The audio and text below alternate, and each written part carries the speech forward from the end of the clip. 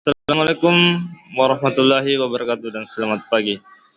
Perkenalkan nama saya Amral Mulki. Pada kesempatan kali ini saya akan mempresentasikan materi yang berjudul Artificial Intelligence AI, kecerdasan buatan di era digital.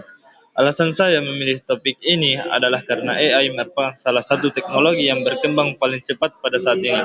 Hampir setiap hari kita menggunakan teknologi AI, baik secara sadar maupun tidak sadar.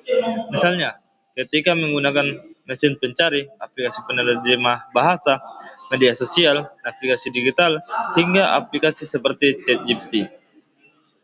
Oleh karena itu, penting bagi kita untuk memahami apa itu AI, bagaimana cara kerjanya, manfaat yang diberikannya, serta tantangan yang muncul dari penggunaannya.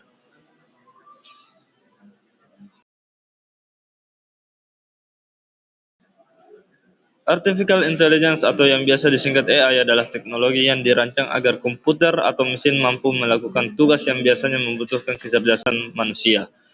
Kecerdasan tersebut meliputi kemampuan untuk belajar dari pengalaman atau data, memahami bahasa manusia, mengenali gambar dan suara, memecahkan masalah, hingga mengambil keputusan berdasarkan informasi yang dimiliki. Berbeda dengan program komputer yang biasa hanya menjalankan perintah yang sudah ditentukan. AI mampu mempelajari pola dari data sehingga dapat memberikan hasil yang semakin baik seiring bertambahnya pengalaman atau data yang diproses.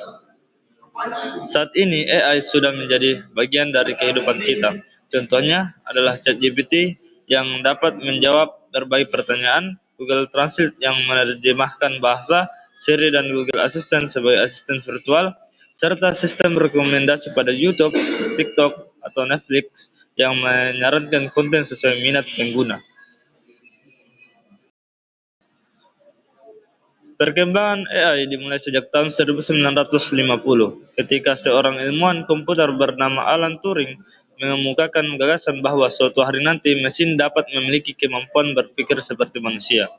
Kemudian, pada tahun 1956, istilah artificial intelligence diperkenalkan oleh John McCarthy dalam sebuah konferensi yang membahas perkembangan ilmu komputer.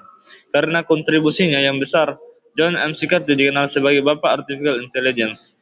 Pada awal perkembangannya, kemampuan AI masih sangat terbatas karena komputer saat itu belum memiliki kemampuan pemrosesan yang tinggi.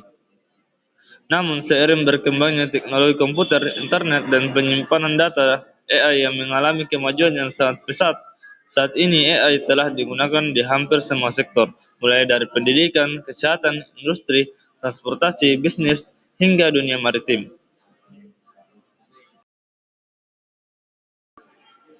Cara kerja AI dimulai dengan mengumpulkan data dalam jumlah yang sangat besar. Data tersebut dapat berupa teks, gambar, suara, video, maupun angka. Selanjutnya, data tersebut dipelajari menggunakan algoritma yang disebut machine learning. Pada tahap ini, AI mencari pola, hubungan, dan karakteristik dari data yang dipelajari. Setelah proses pembelajaran selesai, AI akan mampu memberikan prediksi, mengenali objek, menjawab pertanyaan, atau memberikan rekomendasi berdasarkan pola yang telah dipelajari sebelumnya.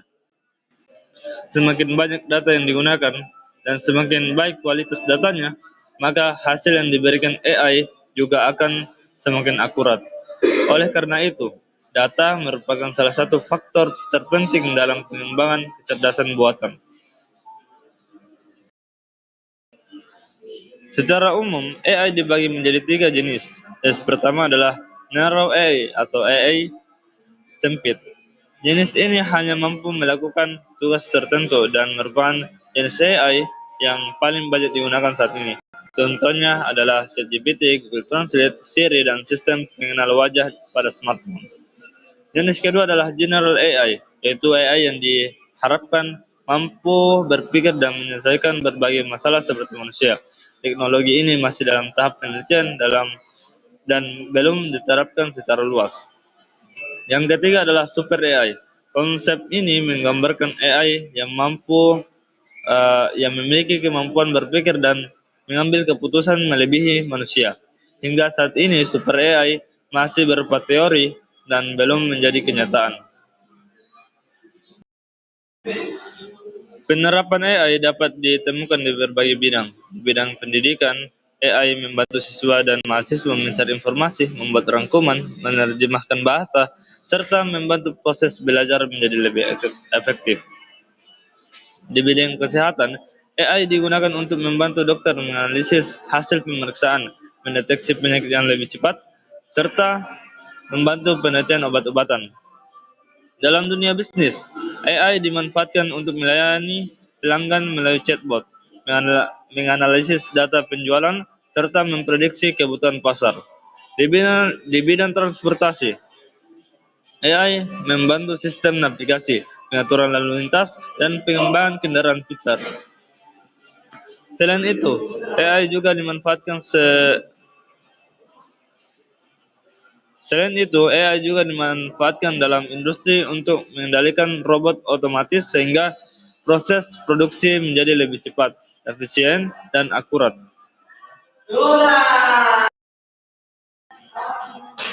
AI memiliki banyak kelebihan.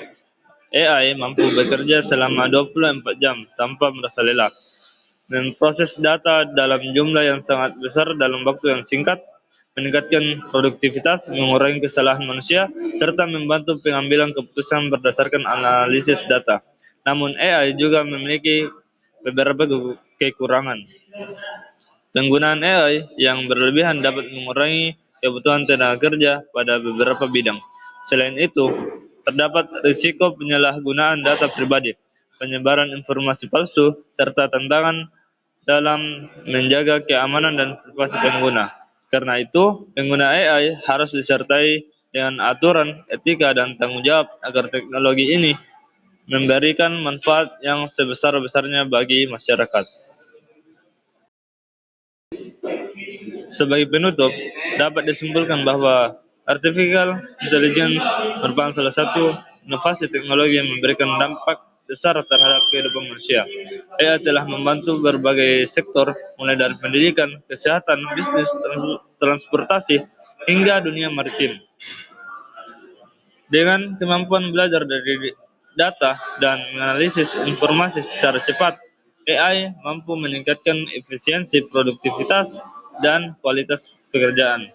Namun demikian, kita juga harus menyadari bahwa AI bukanlah pengganti manusia sepenuhnya. AI hanyalah alat yang membantu pekerjaan manusia. Oleh karena itu, kita harus menggunakan AI secara bijaksana, bertanggung jawab, dan tetap mengembangkan kemampuan berpikir kritis serta kreativitas. Demikian presentasi yang dapat saya sampaikan mengenai artificial intelligence atau kecerdasan buatan. Jika ada yang bertanya, silahkan ketik di kolom komentar. Semoga materi ini dapat menambah wawasan kita tentang pentingnya AI dalam kehidupan sehari-hari, serta bagaimana kita dapat memanfaatkan secara positif. Terima kasih atas perhatiannya. Mohon maaf apabila terdapat kesalahan atau kekurangan dalam penyampaian saya. Wassalamualaikum warahmatullahi wabarakatuh.